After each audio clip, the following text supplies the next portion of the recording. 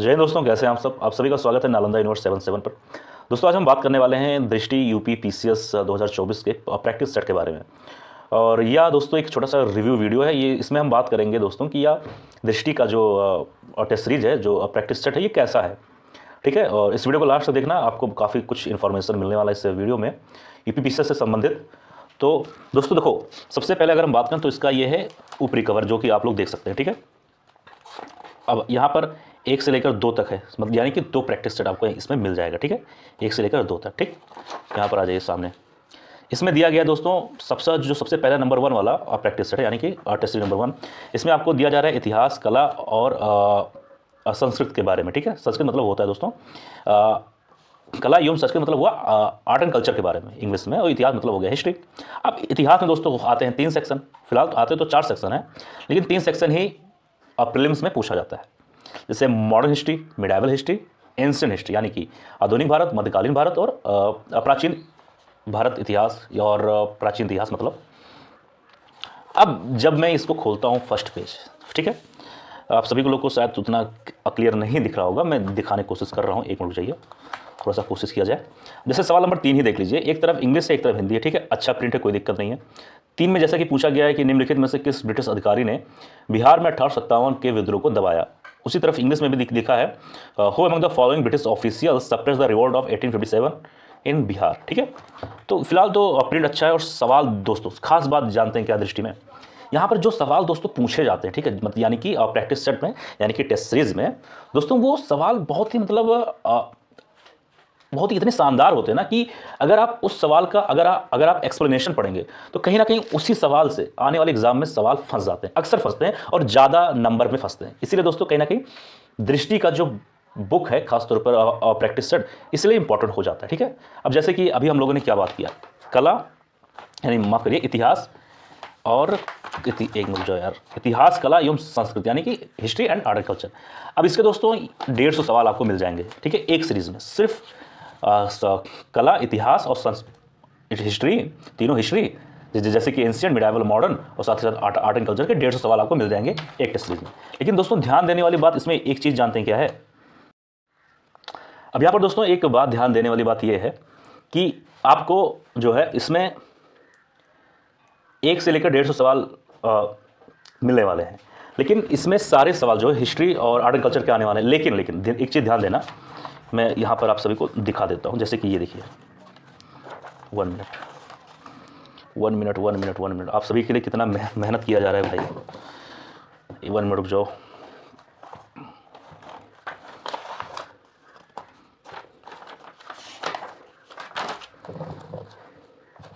हाँ, अब जैसे कि अब ध्यान देना, अभी हम लोगों ने एक सवाल नंबर 1 देखा, 2, 3 देखा। ठीक, अब यहाँ पर आ जाइए धीरे धीरे। सवाल नंबर 114 आप सभी को दिख रहा होगा, फिर ऐसे करके करके आ गया सवाल नंबर 150, यानी 150 सवाल है। लेकिन इसके पीछे से लगभग 30 से 32 सवाल आपको ऐसे मिल जाएंगे। एक बार ध्यान देना, जैसे कि ये देख लीजिए, जैसे इसमें लिखा है सवाल नंबर 139 में, अगर आप लोग नहीं देख पा रहे, मैं दिखाने की कोशिश कर रहा हूँ। एक मिनट जाइए, सवाल नंबर 139 पे आ जाइए। यहाँ पर ये लिखा हुआ दोस्तों, इनमें से किस फिल्म ने वर्ष 2023 में बाफ्टा पुरस्कार जीता। अब एक चीज़ जिसमें ध्यान देने वाली बात यह है दोस्तों कि 150 सवाल में जो आते हैं उसके कुछ सवाल, इसलिए यानी मान के चलिए 150 सवाल में से 120 से 25 सवाल, आपके 30 सवाल मान लीजिए लगभग होंगे सिर्फ और सिर्फ हिस्ट्री से संबंधित, और 20 से 25 सवाल लास्ट में ये लोग जोड़ देते हैं करंट अफेयर से संबंधित। ये चीज़ मुझे इनका अच्छा लगा। इससे क्या होता है दोस्तों कि आप करंट अफेयर की भी चीज़ें शानदार तरीके से आप तैयार कर सकते हैं। ठीक है, और ये बहुत अच्छी चीज़ है। अब जैसे कि अब आ जाइए, यहाँ पर 150 सवाल जैसे ही खत्म होता है, ये देख सकते हैं, यहाँ पर भी एक करंट अफेयर का सवाल है। ये इंग्लिश में है, इधर हिंदी में है। इंग्लिश में क्या लिखा है, which of the following was the theme of world wetland day 2023। इसी का हिंदी लिखा हुआ है, देख सकते हैं आप। ठीक, अब यहाँ पर आ जाइए, सारा MCQ जो भी है प्रैक्टिस उसका आंसर लिखा हुआ है। इनका इंपॉर्टेंट बात जानते हैं क्या है, यहाँ पर एक्सप्लेनेशन। अब जैसे सवाल नंबर 3 में हम लोगों ने क्या बात किया था, ये हम लोगों ने ये बात किया था कि 1857 में दोस्तों बिहार में कौन से ऐसे ब्रिटिश ऑफिसर थे जिन्होंने विद्रोह को दबा दिया था। हम लोगों ने सिर्फ बात किया था बिहार के बारे में। चाहते तो बिहार के बारे में थोड़ा बहुत बता देते और 1-2 ऑप्शन और देते, लेकिन खास बात क्या हो जाता है दोस्तों दृष्टि में कि विद्रोह के स्थान, देखिए एक सवाल पूछा गया, लेकिन आपको इसमें 2-3 सवाल और मिलेगा। जैसे विद्रोह के स्थान है दिल्ली, लखनऊ, कानपुर, झांसी से ग्वालियर, बरेली, इलाहाबाद और बनारस। अब अगले एग्जाम में या फिर किसी भी एग्जाम में ये भी पूछा जा सकता है कि दिल्ली में विद्रोह जब हुआ था तो वो उस समय उसके लीडर कौन थे, यानी कि उसके नेता कौन थे उस समय उस स्थान के। और इधर क्या लिखा है कि ब्रिटिश अधिकारी जिन्होंने विद्रोह को दबाया, कौन से अधिकारी थे जिन्होंने दबाया। हमको जानना था बिहार के बारे में, लेकिन हम लोग को 4 से 5 और मालूम हो गया।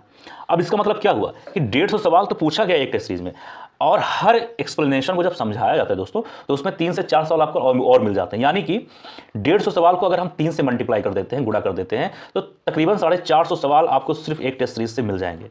और यही दोस्तों आपका सबसे बड़ा प्लस पॉइंट होता है कि आपने क्या किया, आप बैठे हैं आराम से टेस्ट सीरीज के सारे क्वेश्चन सॉल्व कर रहे हैं, उसका एक्सप्लेनेशन भी अच्छे से आप पढ़ रहे हैं, आपका हर एक सवाल जो है कई बार तैयार हो जाएगा और उसमें भी आपको 3 से 4 सवाल और मिल जाएगा। ये इनका जो फिलहाल दृष्टि वालों का मुझे ये पॉइंट काफ़ी अच्छा लगता है। इसी तरह आपको हर एक सवाल का बढ़िया एक्सप्लेनेशन मिल जाएगा, ठीक है, जैसे देख सकते हैं सवाल नंबर 30 भी, ठीक है।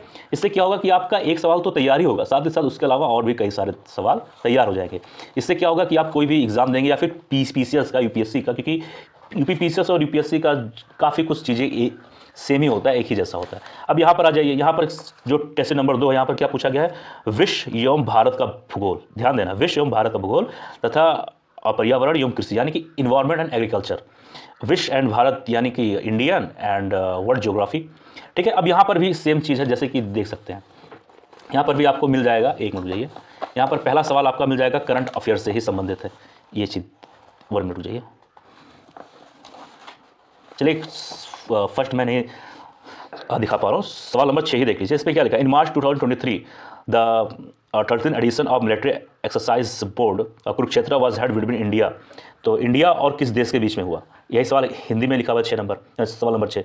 तो आपको क्या होगा दोस्तों कि यहाँ पर आपको करंट अफेयर से संबंधित 25 से 30 सवाल मिल जाएंगे और स्टैटिक तो मिलेगा ही मिलेगा। तो ये चीज़ मुझे इनका काफ़ी कुछ पसंद आया। अब एक चीज़ ध्यान देना, सवाल नंबर 6 में क्या पूछा गया था, सिर्फ इंडिया के बारे में पूछा गया था कि एक्सरसाइज बोर्ड कुरुक्षेत्र जो है वो इंडिया और किस देश के बीच में हुआ है, ठीक है, मार्च 2023 की बात हो रहा है। अब यहाँ पर 4 ऑप्शन और दिया गया है। अब आइए देखते हैं क्या 4 ऑप्शन के बारे में भी कुछ बताया गया है या नहीं। देखो दोस्तों, मैं कोशिश कर रहा हूँ कि आपको सही तरीके से दिखाऊं, अगर थोड़ा बहुत साफ नहीं दिख रहा होगा तो उसके लिए भाई क्षमा चाहता हूँ। 1 मिनट रुक जाओ, 6 नंबर 6 सवाल नंबर 6 आ जाइए। सवाल नंबर 6 जैसे ये देख सकते हैं, थोड़ा यार प्रॉब्लम हो गया, 1 मिनट जाओ। सवाल नंबर 6 जो है यहाँ पर ये देखो, यहाँ पर क्या लिखा गया है, व्याख्या। ऑप्शन डी सही था, एक्सरसाइज बोर्ड कुरुक्षेत्र के बारे में दिया गया है और यहाँ पर अच्छे से इसको समझाया गया, ठीक है, देख सकते हो। तो ये सब चीज़ें जो है मुझे इसका बहुत ज़्यादा खास लगा, अच्छा लगा, तो मैंने सोचा क्यों ना आप सभी को एक छोटा सा रिव्यू वीडियो दिया जाए जरूर। तो फिलहाल ये अगर आप इसको अगर आप यूपीपीसीएस के लिए अभी भी इसको ले आते हैं, या 2, 4, 6 दिन बाद, 7 दिन बाद, 8 दिन बाद, कभी भी लाइए इसको, आप मुश्किल से मुश्किल 4 से 5 दिन में अच्छे तरीके से आप पढ़ लेंगे और इसका एक बार पढ़ लीजिए, इसका जितना भी सवाल का एक्सप्लेनेशन वो देख लीजिए, फिर अपना रोज़ इसका रिवीजन करते रहिए। आसानी से आपका मान के चलिए कि यूपीपीसीएस का काफ़ी 60 से 70% सिलेबस तो ऐसे ही कंप्लीट हो जाएगा। तो मिलते हैं किसी और वीडियो में, किसी और चीज़ का भी रिव्यू चाहिए तो ज़रूर बताना। जय हिंद, जय भारत।